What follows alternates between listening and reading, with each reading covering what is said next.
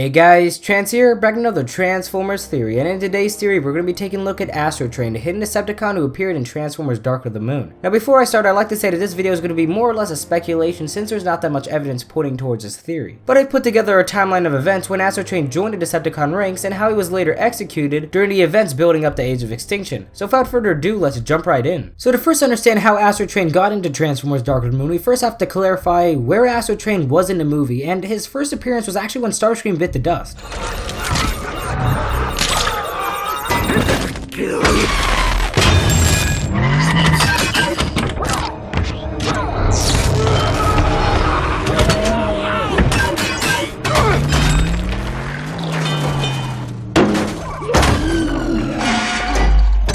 Well, did you guys see him? Well, if you didn't, he's actually the train that's going by when Starscream falls to the ground. Now I can already hear you guys saying, really Trans, a train? Well, fully hear me out before you guys start to ridicule me. He was also seen again when Megatron got an axe to the face and when Sentinel Prime was pleading for his life. And after that scene he was gone, never to be seen again like most bots and cons in Bay's universe. But if you guys are not buying this yet, let's take a look at a sequence of events during Dark of the Moon that can connect this random subway train to being Astrotrain. And it all starts when Sentinel Prime activates a space bridge to start the invasion of Washington DC. As we saw during this invasion, once he opens the space bridge, all the Decepticons that were hit on the moon are waking up from their stasis and they make their way to go through the space bridge to pick their new vehicle forms that they would use a disguise as and to make a little bit of havoc around the city too. And these Decepticon protoforms consisted of many variants, which I will be covering in a future video, but just to name a few off, we got the foot soldiers with their classic guns, the quadrupods who walked on all fours, whom also consisted of Devcon as a variant, and we even got the long haul protoforms who were scattered throughout Dark of the Moon. But now you may be wondering, what do all these protoforms have to do with Astrotrain? Well, what I'm trying to establish here is that these protoforms come in many shapes and sizes, and that Astrotrain's protoform would have to turn out to be very big since we'd be scanning a full-blown subway train, which consists anywhere from 8 to 11 subway cars. And since there are many subway trains that go throughout Washington DC, it would not be that hard for Astrotrain to find one. And once he did, he scanned it and he transformed onto the subway tracks to make his way to Chicago, which would be for him about a full day of riding the rails. And once he made it to Chicago, he laid low with the other Decepticons during this time, proven by a line that Lennox says, "Approximately 200 Decepticons are now in hiding. Energon detectors have been triggered as far away as South America and China." So with this in mind, we learned that the Decepticons are now scattered around the globe, while most of their forces are in Chicago ready to seal off the city, which would be planned to be used as a Decepticons' fortress, which is later in the film reinforced by a line that Optimus Prime says, "They're surrounding the city to make a fortress, so that no one can see what they're up to inside. Our only chance is the element of surprise."